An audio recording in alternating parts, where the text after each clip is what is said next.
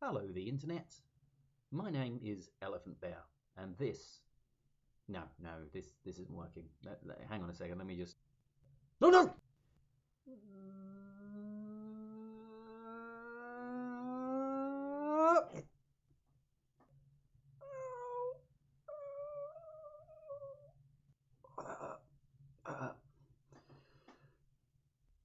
Okay. Hello, the internet. My name is Elephant Bear, and this is my D&D campaign. Stop. Hang on now. If you're worried that D&D is a little bit too fantasy and that you don't like those Lord of the Rings nerds, then don't worry, because this isn't your grandmother's Dungeons and Dragons. No. This is Dungeons and Dragons in space. Excuse me.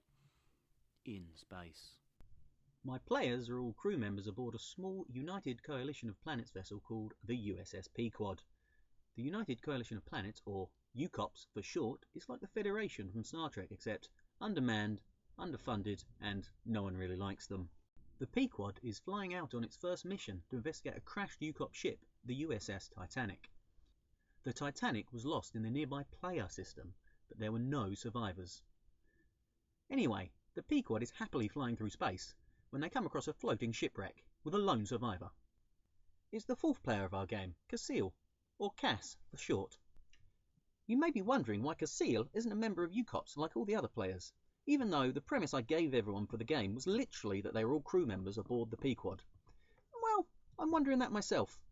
If I had to guess, I'd say that he isn't a member of UCOPS because Casil's player likes to be as awkward as possible to me for no reason, just to see how far he can push me, and push me, and push me, before one day I snap and run out into the night, becoming homeless and wandering the streets, having to games master to strange men in alleys just to survive. That's right, Cass, I know your plan. Sorry about that, I don't know what came over me.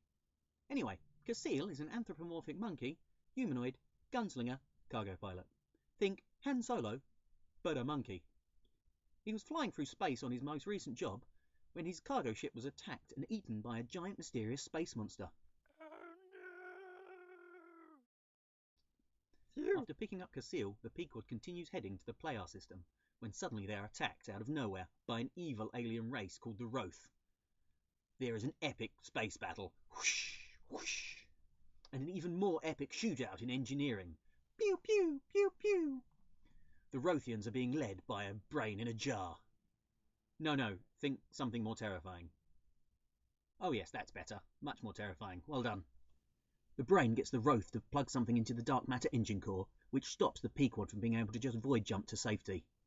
Niles, the chief engineer, runs into engineering, guns blazing, in an attempt to hit that backup power switch, but his moment of glory is cut short as he's knocked down by a Roth defending the core.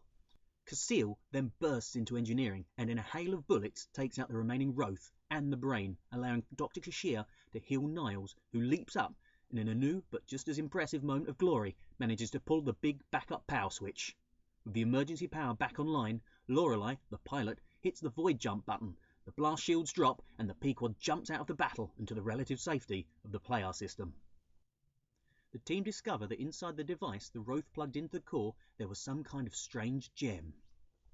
The Pequod's science officer, a non-player character named Lieutenant Mernig, inspects the gem, but all she can tell with a quick scan is that the gem is divine, but that it has no domain.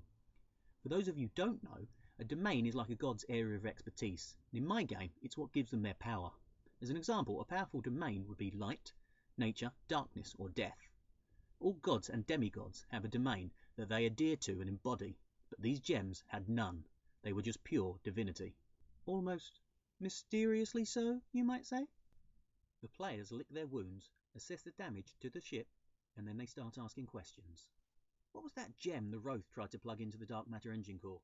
What were they doing this far into human territory? Is this what happened to the Titanic? And is this monkey just going to be part of our crew now? Is that a thing that's happened, or are we just accepting that?